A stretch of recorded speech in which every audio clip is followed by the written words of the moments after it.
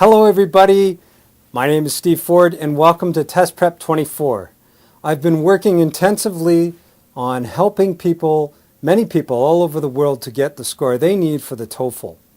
First of all, I invite you all to relax with me by going to the beach. The beach? Yes, the beach, because so many people like sitting under the sun, listening to the waves, feeling the gentle warm breeze on their face, and smelling the sea. I hope that was good for you. It was good for me. And now we can listen to our TOEFL question from Larissa. Hi Steve, my name is Larissa. I'm from Brazil and I would like to know how can I get a high score in all the speaking tests of the TOEFL Repetitor, because in my opinion that's the most difficult session in the TOEFL exam. Thanks for now. Hello Larissa and hello Brazil. Larissa, I can tell from your message that you're not a newcomer to the TOEFL, so we can get straight to the point about the best ways to approach the independent and integrated TOEFL speaking sections. So let's go.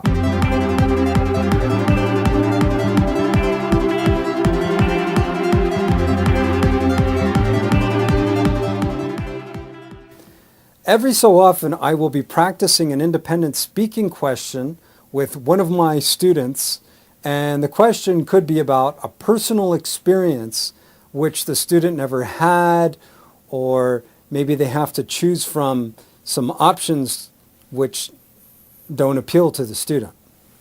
Some students will tell me, I can't lie. If you get a question like that, you may need to exaggerate the facts. Remember that this is just a test, and just like in some real life situations, you might have to exaggerate the facts. This could be anything from using the experience from someone you know, or something you've read in a book, or about talking about something which you in fact don't prefer. For example, talk about someone you admired as a child. Give reasons and examples to support your explanation. Maybe you're a loner. You didn't really admire anybody. But you have to think fast, so you choose your uncle because he was a role model, a good example to follow. You looked up to him, you admired him, you wanted to follow in his footsteps, you wanted to do what he did. You took after your uncle. You had similar personalities, and you'll notice that I'm using phrasal verbs here. Look up to, take after. And Larissa and everybody watching this video, phrasal verbs will boost your score on the independent speaking section. No doubt about it.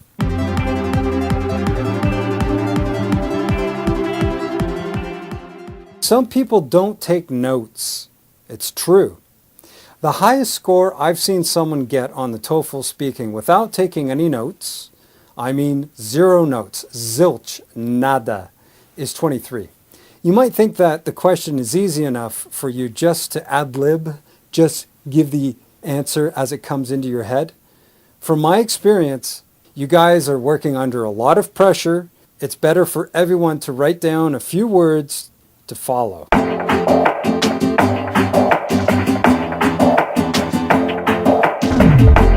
Some questions in the independent speaking section ask you to choose from 2 options. Do you prefer taking public transport or driving to work or school? My advice, since you are under huge time constraints, is to say, I prefer driving because of this, this, and that. You could list off the positive aspects of one and the negative aspects of the other. But there is always the danger of getting lost in the negative aspect of your answer. I prefer driving for the following reasons. First off, I enjoy my privacy, and driving is a wonderful way to enjoy a quiet time to myself because, you know, buses are really crowded and quite often I can't even get a seat, and there's always that one guy talking on his phone at the top of his lungs. And wait, you were supposed to talk about which one you prefer and ended up talking about what you don't like. Try to focus on the positive aspects of your choice.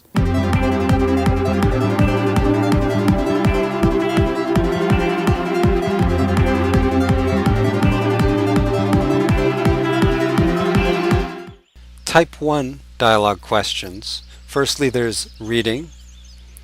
a short passage. Secondly, there is listening to a dialogue between a man and a woman. And thirdly, you have to answer a question explaining the man's or woman's opinion and the reasons for holding that opinion. Type 2 dialogue questions.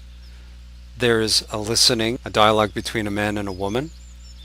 Secondly, there is a question where you have to explain the man's or woman's problem, the suggestions the man or woman makes, and you have to give your own opinion.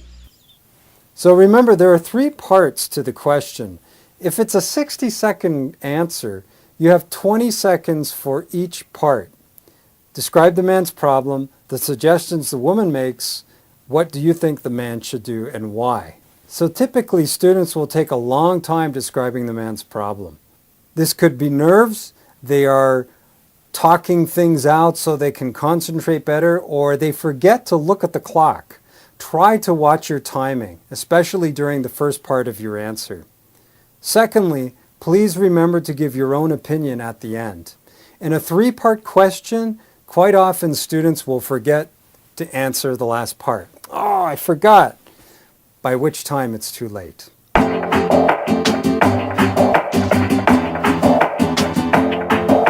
Lastly, we have the long lecture question, sometimes accompanied with a text, sometimes not. And here are some tips for the longer lecture questions. Don't cover too much of the introduction. To help bring the students' attention, their focus, to the academic topic, quite often there is an introduction in the lecture. This helps familiarize the listener with the generalities of the topic before moving on to the details. Students may use up a good deal of their 60 seconds and only a little bit of time is left over to give the rest of their answer. Time and time again, this has been my experience. The intro for the longer lecture questions always ends up being too long. Keep it short to 1 or 2 sentences and move on.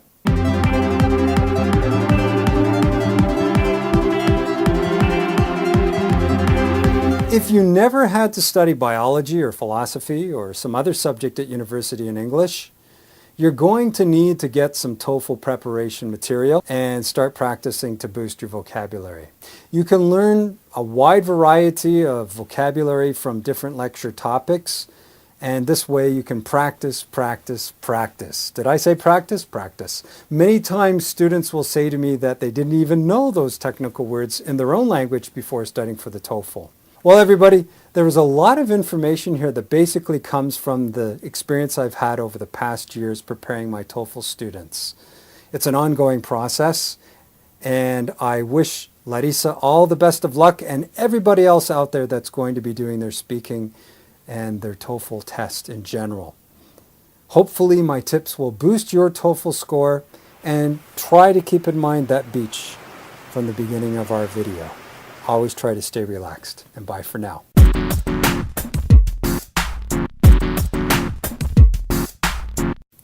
Some questions in the...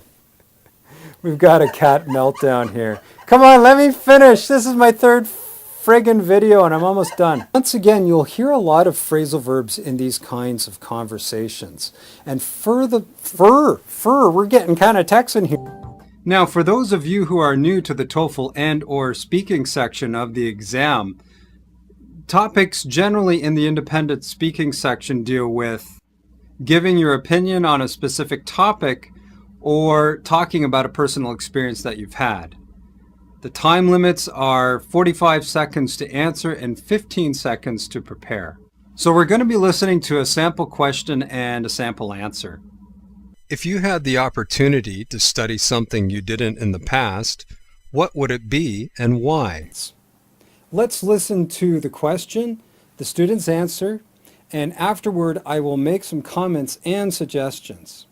Here's the question.